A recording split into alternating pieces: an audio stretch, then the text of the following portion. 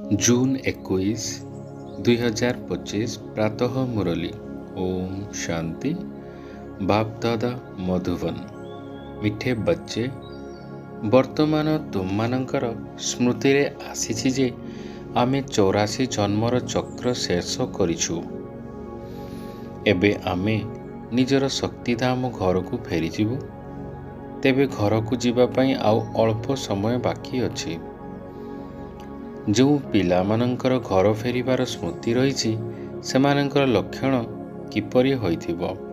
ଉତ୍ତରଟି ହେଲା, ସେମାନେ ଏହି ପୁରୁଣା ଦୁନିଆକୁ ଦେଖୁଥିଲେ ମଧ୍ୟ ନ ଦେଖିଲା ପରି ରହିବେ। ସେମାନଙ୍କ ଭିତରେ ବେହଦ୍ର ବୈରାଗ୍ୟ ବୃତ୍ତି ରହିଥିବ। କର୍ମଧନ୍ଦାରେ ବ୍ୟସ୍ତ ରହୁଥିଲେ ମଧ୍ୟ ସେମାନେ ବୁଦ୍ଧିରେ ହାଲୁକା ରହୁଥିବେ। ଏପଟେ ସେପଟେ କଥା, ପରନିନ୍ଦା, ପରଚର୍ଚ୍ଚାରେ ନିଜର ସମୟ ନଷ୍ଟ କରିବେ ନାହିଁ। ନିଜକୁ ଏହି ଦୁନିଆରେ ଅତିଥି ମନେ କରି ରହୁଥିବେ। ଓମ୍ ଶାନ୍ତି। କେବଳ ତୁମ ସଙ୍ଗମଯୋଗୀ ବ୍ରାହ୍ମଣ ସନ୍ତାନମାନେ ହିଁ ଜାଣିଛ ଯେ ଅଳ୍ପ ସମୟ ପାଇଁ ଏହି ଦୁନିଆ ପୁରୁଣା ଦୁନିଆର ଅତିଥି ଅଟୁ। ତୁମର ପ୍ରକୃତ ଘର ହେଉଛି ଶାନ୍ତିଧାମ। ସେହି ଘରକୁ ମନୁଷ୍ୟ ବହୁତ ୟାଦ କରିଥାନ୍ତି, ଇଚ୍ଛା ରଖିଥାନ୍ତି ମନକୁ ଶାନ୍ତି ମିଳୁ। କିନ୍ତୁ ମନ କ'ଣ, ଶାନ୍ତି କ'ଣ, ଆମକୁ କିପରି ମିଳିବ ସେ କଥା କିଛି ବି କେହି ଜାଣି ନଥାନ୍ତି। ତମେମାନେ ଜାଣୁଛ ଯେ ଏବେ ନିଜ ଘରକୁ ଯିବା ପାଇଁ ଆଉ ଅଳ୍ପ ସମୟ ବାକି ଅଛି। ସମଗ୍ର ଦୁନିଆରେ ସମସ୍ତ ମନୁଷ୍ୟ କ୍ରମାନୁସାରେ ସେଠାକୁ ହିଁ ଯିବେ। ତାହା ଶାନ୍ତିଧାମ ଏବଂ ଏହା ହେଉଛି ଦୁଃଖଧାମ। ଏକଥା ମନେ ରଖିବା ମଧ୍ୟ ସହଜ ଅଟେ ନା? କେହି ବି ବୁଢ଼ା ହୁଅନ୍ତୁ କିମ୍ବା ଯୁବା ହୁଅନ୍ତୁ, ଏହି କଥାକୁ ତ ନିଶ୍ଚୟ ମନେ ପକାଇଥିବା ଦରକାର। ଏଥିରେ ସମ୍ପୂର୍ଣ୍ଣ ସୃଷ୍ଟି ଚକ୍ରର ଜ୍ଞାନ ଆସିଯାଇଥାଏ। ସମ୍ପୂର୍ଣ୍ଣ ଜ୍ଞାନ ବିସ୍ତୃତ ଭାବେ ବୁଦ୍ଧିରେ ଆସିଯାଇଥାଏ। ଏବେ ତୁମେମାନେ ସଙ୍ଗମ ଯୁଗରେ ରହିଛ। ଏହା ବୁଦ୍ଧିରେ ରହୁଛି ଯେ ଆମେ ଶାନ୍ତିଧାମକୁ ଯାଉଛୁ। ଡ୍ରାମା ପ୍ଲାନ୍ ଅନୁସାରେ ଏହା ବୁଦ୍ଧିରେ ରହିଲେ ତମମାନଙ୍କୁ ଖୁସି ମିଳିବ ଏବଂ ବାବା ସ୍ମୃତି ମଧ୍ୟ ରହିବ। ଆମକୁ ଏବେ ନିଜର 84 ଜନ୍ମର ସ୍ମୃତି ଆସିଯାଉଛି। ସେହି ଭକ୍ତି ମାର୍ଗ ଅଲଗା ଏବଂ ସେହି ଜ୍ଞାନ ମାର୍ଗ କଥା ବାବା ବୁଝାଉଛନ୍ତି ଯେ ହେ ମଧୁବନର ମଧୁର ସନ୍ତାନ ଗଣ, ଏବେ ନିଜର ପ୍ରକୃତ ଘର ମନେ ପଡ଼ୁଛି। ପ୍ରତିଦିନ ଢେର କଥା ଶୁଣୁଛ। ମନୁଷ୍ୟ ମୁଖ୍ୟ ଗୋଟିଏ କଥା ହେଲା, ଏବେ ଆମେ ଶାନ୍ତିଧାମକୁ ଯିବା ପୂର୍ବରୁ ସୁଖଧାମରେ ଆସିବା। ବାବା ଆସିଛନ୍ତି ଆତ୍ମାମାନଙ୍କୁ ପବିତ୍ର କରିବାକୁ ନେଇଯିବା ପାଇଁ। ସୁଖଧାମରେ ମଧ୍ୟ ଆତ୍ମାମାନେ ସୁଖ ଏବଂ ଶାନ୍ତିରେ ରହିଥାନ୍ତି। ଶାନ୍ତିଧାମରେ କେବଳ ଶାନ୍ତି ରହିଥାଏ। କିନ୍ତୁ ଏଠି ତ ବହୁତ ଗଣ୍ଡଗୋଳ ଝଗଡ଼ା ରହିଛି ନା? ଏହି ମଧୁବନରୁ ଯେତେବେଳେ ତୁମେମାନେ ନିଜ ଘରକୁ ଯିବ ସେତେବେଳେ ପୁଣି ବୁଦ୍ଧି ପରନିନ୍ଦା, ପରଚର୍ଚ୍ଚା ତଥା ନିଜ କାମଧନ୍ଦା ଆଦିର ଲାଗି ରହିବ। ଏହି ତ ସେପରି ଜଞ୍ଜାଳ କିଛି ନାହିଁ। ତମେମାନେ ଜାଣୁଛ ଯେ ଆମେ ଆତ୍ମାମାନେ ଶାନ୍ତିଧାମର ନିବାସୀ ଅଟୁ। ଏଠି ଆମ ପାଠଧାରୀ ହୋଇଥିବେ। ଦୁନିଆରେ ଆଉ କାହାକୁ ଏକଥା ଜଣାନାହିଁ ଯେ ଆମେ ପାଠଧାରୀ କିପରି ହୋଇଛୁ। ତୁମ ପିଲାମାନଙ୍କୁ ହିଁ ବାବା ଆସି ପଢ଼ାଉଛନ୍ତି। କଟିକରେ କେହି ଗୋଟିଏ ପଢ଼ିଥାନ୍ତି, ସମସ୍ତେ ତ ପଢ଼ିବେ ନାହିଁ। ତୁମେ ଏବେ କେବେ ବୁଦ୍ଧିମାନ ହେଉଛ? ପୂର୍ବରୁ ବୁଦ୍ଧୁ ଥିଲ। ଏବେ ତ ଦେଖି ଲଢ଼େଇ ଝଗଡ଼ା ଆଦି କେତେ ହେଉଛ। ଏହାକୁ କ'ଣ କୁହାଯିବ? ଆମେ ପରସ୍ପର ମଧ୍ୟରେ ଭାଇ ଭାଇ ଅଟୁ, ତାହା ଭୁଲି ଯାଉଛନ୍ତି। ଭାଇକୁ ଭାଇ କେବେ ହତ୍ୟା କରିଥାନ୍ତି କି?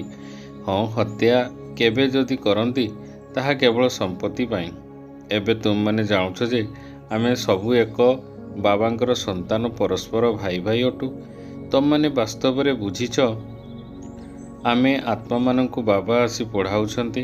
5000 ବର୍ଷ ପୂର୍ବ ଭଳି ଆମକୁ ପଢ଼ାଉଛନ୍ତି। କାହିଁକି ନା ସେ ଜ୍ଞାନର ସାଗର ଅଟନ୍ତି। ଏହି ପାଠପଢ଼ାକୁ ଆଉ କେହି ମଧ୍ୟ ଜାଣି ନାହାନ୍ତି। ଏହା ମଧ୍ୟ ତୁମେ ପିଲାମାନେ ହିଁ ଜାଣୁଛ ଯେ ବାବା ସ୍ୱର୍ଗର ରଚୟିତା ଅଟନ୍ତି। ସୃଷ୍ଟିର ରଚୟିତା କୁଆଡ଼େ ଯିବ କି? ନା, ଯିବ ନାହିଁ। ସୃଷ୍ଟି ତ ଅନାଦି ଅଟେ। ସୃଷ୍ଟିର ରଚୟିତା କହିବା ସେଠାରେ ଆଉ କୌଣସି ରାଷ୍ଟ୍ର ନଥିଲା। ଏଠାରେ ତ ଅନେକ ରାଷ୍ଟ୍ର ରହିଛି। ଏପରି ଏ ସମୟ ଥିଲା ଯେଉଁ ସମୟରେ କି ଗୋଟିଏ ହିଁ ଧର୍ମ ଥିଲା, ଏକ ରାଜ୍ୟ ଥିଲା, ପରେ ପୁଣି ଅନେକ ଧର୍ମ ଆସିଲା। ଏବେ ବୁଦ୍ଧିରେ ଆସୁଛି ଯେ ଅନେକ ଧର୍ମ କିପରି ଆସିଲା। ପ୍ରଥମେ ଆଦି ସନାତନ ଦେବୀ ଦେବତା ଧର୍ମ ଥିଲା।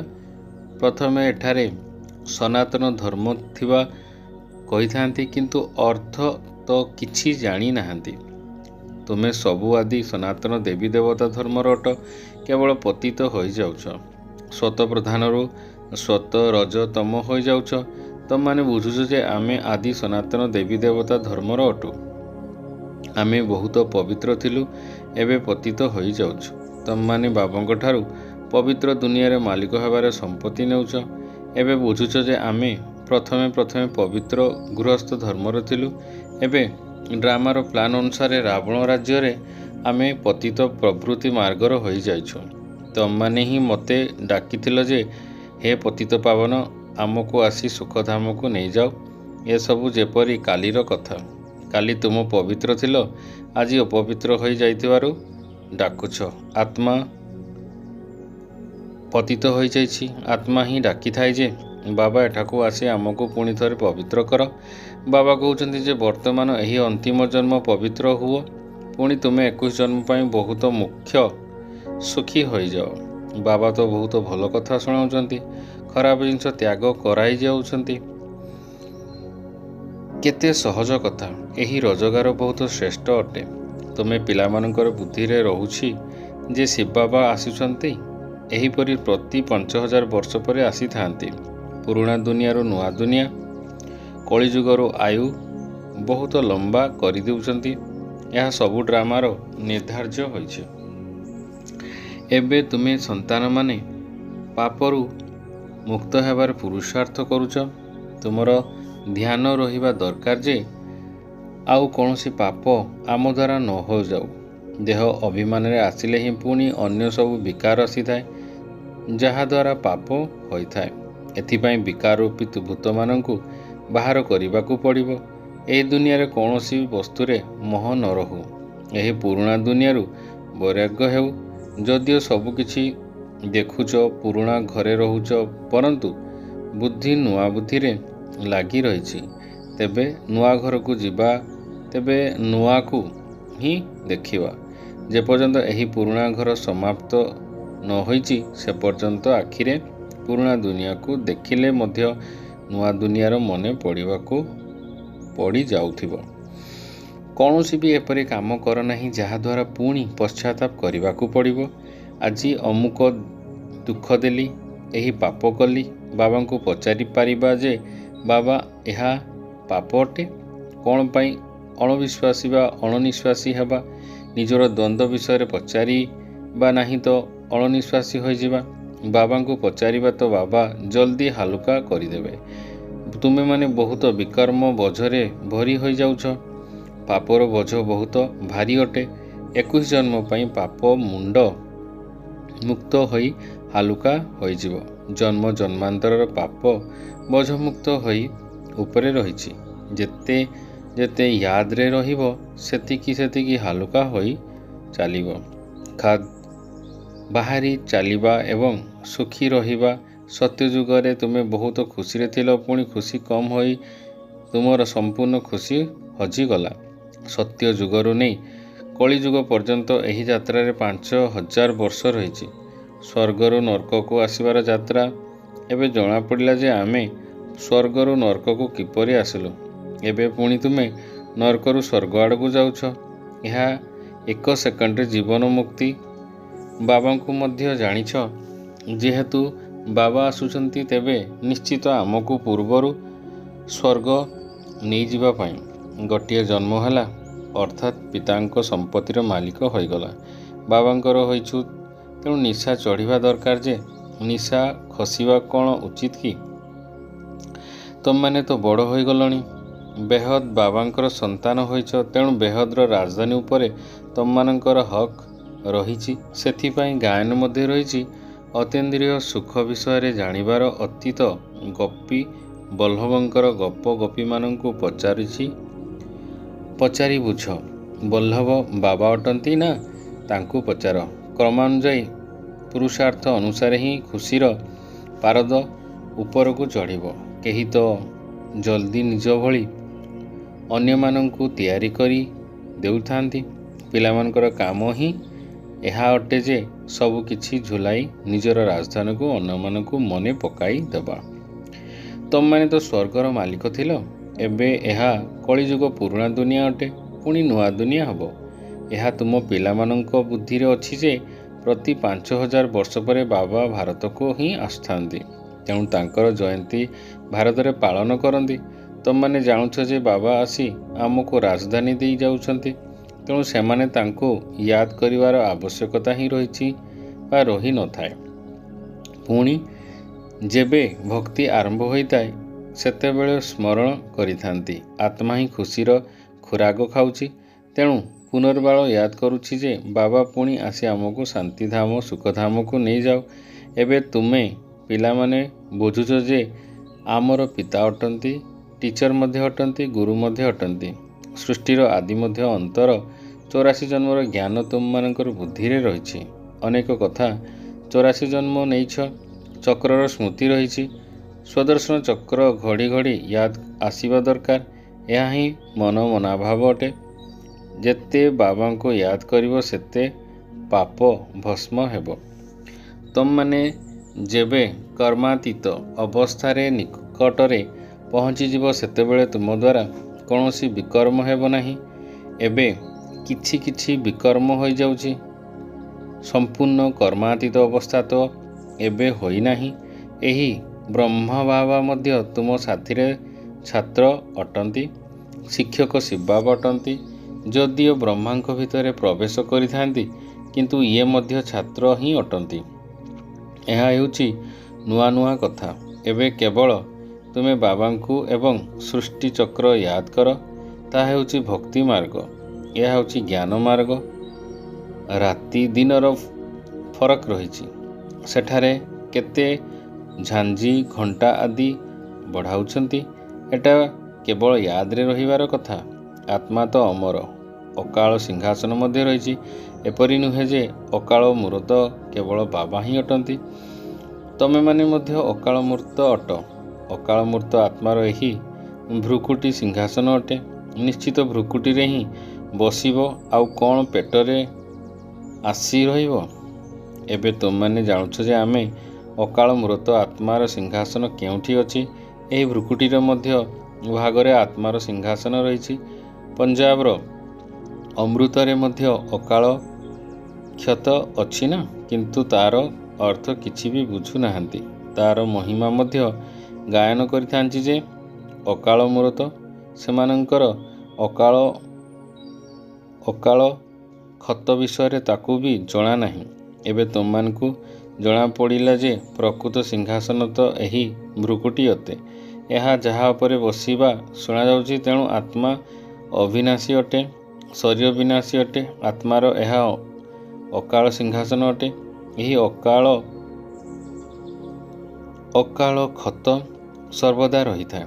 ଏହା ତୁମମାନେ ହିଁ ବୁଝୁଛ। ସେମାନେ ପୁଣି କାଠରେ ସିଂହାସନ ତିଆରି କରି ଏପରି ନାମ ଲେଖିଥାନ୍ତି। ବାସ୍ତବରେ ଅକାଳ ଆତ୍ମା ତ ଭ୍ରୁକୁଟିରେ ବସିଛି। ତୁମ ପିଲାମାନଙ୍କର ବୁଦ୍ଧିରେ ଏସବୁ କଥାର ଅର୍ଥ ରହିଛି। 1 ନମ୍ବର 1 ଓଁକାର। ଏହାର ଅର୍ଥ ତମମାନେ ବୁଝୁଛ। ମନୁଷ୍ୟ ମନ୍ଦିରରେ ଯାଇ କହିଥାନ୍ତି ଅଚ୍ୟୁତମ୍ କେଶବମ୍, ଅର୍ଥ କିଛି ନାହିଁ। ଏହିପରି ହିଁ ସ୍ମୃତି କରିଥାନ୍ତି ଅଚ୍ୟୁତମ୍ କେଶବମ୍ ରାମ ନାରାୟଣମ୍। ଏବେ ରାମ କେଉଁଠି, ନାରାୟଣ କେଉଁଠି? ବାବା କହୁଛନ୍ତି ଯେ ତାହା ସବୁ ଭକ୍ତି ମାର୍ଗ ଅଟେ। ଜ୍ଞାନ ତ ବହୁତ ସାଧାରଣ। ଅନ୍ୟ କୌଣସି କଥା ପଚାରିବା ପୂର୍ବରୁ ବାବା ଏବଂ ବର୍ଷାକୁ ମନେ ପକାଇବାକୁ ହେବ। ସେହି ମେହନତ କାହା ଦ୍ୱାରା ହେଉନାହିଁ। ଭୁଲି ଯାଉଛନ୍ତି ଗୋଟିଏ ନାଟକ ମଧ୍ୟ ରହିଛି। ମାୟା ଏପରି କରୁଛି, ଭଗବାନ ଏପରି କରୁଛନ୍ତି। ତମେ ବାବାଙ୍କୁ ୟାଦ କରୁଛ। ମାୟା ତୁମକୁ ଆହୁରି ତୋଫାନ ମଧ୍ୟକୁ ନେଇଯାଉଛି। ମାୟାର ଆଜ୍ଞା ବଳବାନ ସହିତ ବଳବାନ ହୋଇ ଲଢ଼। ତୁମମାନେ ସବୁ ଯୁଦ୍ଧ ଭୂମିକାରେ ଅଛ। ଜାଣୁଛ ଯେ ଏଠାରେ ମଧ୍ୟ କେଉଁ କେଉଁ ପ୍ରକାରର ଯୁଦ୍ଧ ହୋଇଛି। ସେହି ଅତି ଦୁର୍ବଳ ଅଟନ୍ତି, କେହି ମଧ୍ୟ ଦୁର୍ବଳ, କେହି ତ ପୁଣି ତୀକ୍ଷ୍ଣ ଅଟନ୍ତି, କିନ୍ତୁ ସମସ୍ତେ ମାୟା ସହିତ ଯୁଦ୍ଧ କରିଥାନ୍ତି। ଗୁପ୍ତ ହିଁ ଗୁପ୍ତ ଅଣ୍ଡରଗ୍ରାଉଣ୍ଡ ଦୁନିଆରେ ମଧ୍ୟ ଭୂମି ତଳେ ବମ୍ର ପରୀକ୍ଷା କରିଥାନ୍ତି। ଏହା ମଧ୍ୟ ତୁମେ ପିଲାମାନେ ଜାଣୁଛ ଯେ ନିଜର ମୃତ୍ୟୁ ପାଇଁ ସବୁ କିଛି କରୁଛନ୍ତି। ତୁମମାନେ ବିଲକୁଲ ଶାନ୍ତିରେ ବସିଛ। ସେଠାରେ ସେମାନଙ୍କର ଅଟେ ବିଜ୍ଞାନ ବଳ। ପ୍ରାକୃତିକ ବିପର୍ଯ୍ୟୟ ମଧ୍ୟ ବହୁତ ରହିଛି। ସେଥିରେ ତ କାହାର ଶକ୍ତି କାମ କରିବ ନାହିଁ। ଏତେ ଅଧିକ ହେବ। ଏବେ କୃତ୍ରିମ ବର୍ଷା ପାଇଁ ମଧ୍ୟ ଚେଷ୍ଟା କରୁଛନ୍ତି। କୃତ୍ରିମ ବର୍ଷା ହେବ ତ ପୁଣି ଶସ୍ୟ ଅଧିକ ହେବ। ତୁମେ ସନ୍ତାନମାନେ ତ ଜାଣୁଛ ଯେ କେତେ ବି ବର୍ଷା ହେଉ ନିଶ୍ଚିତ ରୂପେ ପୁଣି ବି ପ୍ରାକୃତିକ ବିପର୍ଯ୍ୟୟ ହେବ। ମୂଷଳଧାରାରେ ବର୍ଷା ହେବ, ପୁଣି କ'ଣ କରିପାରିବ? ଏହା କହୁଛନ୍ତି ପ୍ରାକୃତିକ ବିପର୍ଯ୍ୟୟ। ସତ୍ୟ ଯୁଗରେ ଏହା ତ ସବୁ ହୋଇନଥାଏ। ଏଠାରେ ଯାହା ସବୁ ହେଉଛି ସେସବୁ ବିନାଶର ସାହାଯ୍ୟ କରିଥାଏ। ତୁମମାନଙ୍କ ବୁଦ୍ଧିରେ ରହିଛି ଯେ ଆମେ ଯେତେବେଳେ ସତ୍ୟ ଯୁଗରେ ରହିବୁ ସେତେବେଳେ ଯମୁନା କୂଳରେ ସୁନାର ମହଲ ହେବ। ସେଠାରେ ବହୁତ କମ୍ ସଂଖ୍ୟକ ସେଠାରେ ରହିବୁ। କଳ୍ପ କଳ୍ପ ଏପରି ହୋଇଥାଏ। ପ୍ରଥମେ କମ୍ ମନୁଷ୍ୟ ଥାଆନ୍ତି, ପୁଣି ବୃକ୍ଷ ବଢ଼ିଥାଏ। ସେଠାରେ କୌଣସି ବି ଆବର୍ଜନା ଇତ୍ୟାଦି ନଥାଏ। ଏଠାରେ ତ ଦେଖ ପକ୍ଷୀ ମଧ୍ୟ ଅପରିଷ୍କାର କରୁଛି। ସେଠାରେ ଅପରିଷ୍କାରର କଥା କିଛି ନାହିଁ, ତେଣୁ ତାକୁ କୁହାଯାଉଛି ସ୍ୱର୍ଗ। ଏବେ ତୁମମାନେ ବୁଝୁଛ ଯେ ଆମେ ଏବେ ଦେବତା ହେଉଛୁ, ତେଣୁ ଅନ୍ତର କେତେ ଖୁସି ରହିବା ଦରକାର। ମାୟାରୂପୀ ଜିନ୍ ଠାରୁ ରକ୍ଷା ପାଇବା ପାଇଁ ହେଲେ ବାବା କହୁଛନ୍ତି ତୁମେ ପିଲାମାନେ ଏହି ରୁହାନୀ ଧନ୍ଦାରେ ଲାଗିଥାଅ। ମନଭାବ ବାସ୍ ଏଥିରେ ହିଁ ଜିନ୍ ଭଳି ନିରନ୍ତର ଲାଗି ରୁହ। ଜିନ୍ର ଉଦାହରଣ ଦେଉଛନ୍ତି ନା, କହିବା ମୋତେ ମୋ କାମ ଦିଅ। ତେଣୁ ବାବା ମଧ୍ୟ କାମ ଦେଉଛନ୍ତି, ନଚେତ୍ ମାୟା ଖାଇଯିବ। ବାବାଙ୍କର ସ୍ୱର୍ଣ୍ଣ ରୂପେ ସହଯୋଗୀ ହୁଅ। ଏକୁଟିଆ ବାବା ତ ସବୁ କରିବେ ନାହିଁ। ବାବା ତ ରାଜତ୍ୱ ମଧ୍ୟ କରିବେ ନାହିଁ। ତୁମମାନଙ୍କ ସେବା କରୁଛ, ରାଜ୍ୟପଦ ତ ତୁମମାନଙ୍କ ପାଇଁ ଅଟେ। ବାବା କହୁଛନ୍ତି ମୁଁ ମଧ୍ୟ ମଗଧ ଦେଶରେ ଆସୁଛି। ମାୟା ମଧ୍ୟ ମଗର ମାଛ ଅର୍ଥାତ୍ କୁମ୍ଭୀର ଅଟେ। କେତେ ମହାରଥୀମାନଙ୍କୁ ଗିଳି ଖାଇ ଦେଉଛନ୍ତି। ଏମାନେ ସବୁ ହେଲେ ଶତ୍ରୁ। ଯେପରି ବେଙ୍ଗର ଶତ୍ରୁ ସାପ ଅଟେ। ତୁମମାନେ ଜାଣିଛ ଯେ ସେହିପରି ତୁମମାନଙ୍କ ଶତ୍ରୁ ହେଲା ମାୟା। ଆଚ୍ଛା, ମିଠା ମିଠା ଶିଖିଲାଦି ସନ୍ତାନମାନଙ୍କ ପ୍ରତି ମାତାପିତା ବାପଦାଦାଙ୍କର ସମ୍ପୂର୍ଣ୍ଣ ଶୁଭେଚ୍ଛା ଏବଂ ସୁପ୍ରଭାତ। ଆତ୍ମିକ ପିତାଙ୍କର ଆତ୍ମିକ ସନ୍ତାନମାନଙ୍କୁ ନମସ୍ତେ। ଧାରଣ ପାଇଁ ମୁଖ୍ୟ ସାର 1 ନମ୍ବର, ନିଜକୁ ପାପରୁ ମୁକ୍ତ କରିବାର ପୁରୁଷାର୍ଥ କରିବାକୁ ହେବ। ଦେହ ଅଭିମାନରେ କେବେ ବି ଆସିବାର ନାହିଁ। ଏହି ଦୁନିଆରେ କୌଣସି ବସ୍ତୁରେ ମୋହ ରଖିବାର ନାହିଁ। 2 ନମ୍ବର, ମାୟାରୂପୀ ଜିନ୍ ଅର୍ଥାତ୍ ଭୂତଠାରୁ ରକ୍ଷା ପାଇବା ପାଇଁ ବୁଦ୍ଧିକୁ ଆତ୍ମିକ ସେବାରେ ବ୍ୟସ୍ତ ରଖିବାକୁ ହେବ। ବାବାଙ୍କର ସମ୍ପୂର୍ଣ୍ଣ ରୂପେ ସହଯୋଗୀ ହେବାକୁ ପଡ଼ିବ। ଆଜିର ବରଦାନଟି ହେଲା ସର୍ବ ସମ୍ପତ୍ତିକୁ ଯଥା ସମୟରେ କାର୍ଯ୍ୟରେ ଲଗାଇ ନିରନ୍ତର ଖୁସିରେ ଅନୁଭବ କରୁଥିବା ସୌଭାଗ୍ୟଶାଳୀ ଆତ୍ମା ଭବ। ବାବାଙ୍କ ଦ୍ୱାରା ବ୍ରାହ୍ମଣ ଜନ୍ମ ପ୍ରାପ୍ତ ହେବା ପରଠାରୁ ସାରା ଦିନ ପାଇଁ ଅନେକ ଗୁଡ଼ିଏ ଶ୍ରେଷ୍ଠ ଖୁସି ରୂପକ ସମ୍ପତ୍ତି ପ୍ରାପ୍ତ ହୋଇଥାଏ। ସେଥିପାଇଁ ତୁମମାନଙ୍କର ନାମକୁ ଜପ କରି ଏବେ ପର୍ଯ୍ୟନ୍ତ ମଧ୍ୟ ଅନେକ ଭକ୍ତ ଅଳ୍ପ କାଳର ଖୁସିର ଅନୁଭବ କରୁଛନ୍ତି। ତୁମର ଯତ ଚଳଚ୍ଚିତ୍ରକୁ ଦେଖି ଦେଖି ଖୁସିରେ ନାଚୁଛନ୍ତି। ତେଣୁ ତୁମମାନେ ଏଭଳି ସୌଭାଗ୍ୟଶାଳୀ ଅଟ। ତୁମକୁ ସମ୍ପତ୍ତି ତ ଅନେକ ମିଳିଛି, କେବଳ ସେଗୁଡ଼ିକୁ ଯଥା ସମୟରେ କାର୍ଯ୍ୟରେ ଲଗାଅ ଏବଂ ଚାବିକୁ ସର୍ବଦା ସମ୍ମୁଖରେ ରଖ, ଅର୍ଥାତ୍ ସର୍ବଦା ସ୍ମୃତିରେ ରହ ଏବଂ ସ୍ମୃତିକୁ ସ୍ୱରୂପକୁ ଆଣ। ତାହେଲେ ନିରନ୍ତର ଖୁସିର ଅନୁଭବ ହେବାକୁ ଲାଗିବ। ଆଜିର ସ୍ଲୋଗାନଟି ହେଲା ବାବାଙ୍କର ଶ୍ରେଷ୍ଠ ଆଶାଗୁଡ଼ିକର ପ୍ରଦୀପ ପ୍ରଜ୍ୱଳନ କରୁଥିବା ଆତ୍ମାମାନେ ହିଁ କୁଳର ପ୍ରଦୀପ ଅଟନ୍ତି। ଓମ୍ ଶାନ୍ତି, ଓମ୍ ଶାନ୍ତି, ଓମ୍ ଶାନ୍ତି।